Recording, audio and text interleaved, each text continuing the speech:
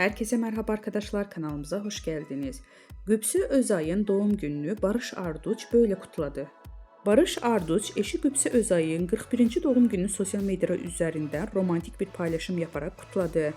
Güpsü Özay'ın 41. yaşına girmesiyle birlikte keyifli bir doğum günü kutlaması gerçekleştirildi. Eşi Barış Arduç, kızları Jan Asya ile birlikte olduğu samimi fotoğraflarını sosyal medya hesabından paylaşarak Güpsü Özay'a olan sevgisini bir kez daha gösterdi.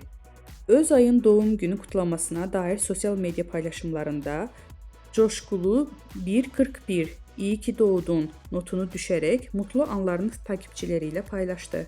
Bu güzel aile anlarını sosyal medya üzerinden büyük bir yankı uyandırırken Barış Arduç Güpsü Özay çiftinin mutluluğu gözleri önünde sergiledi.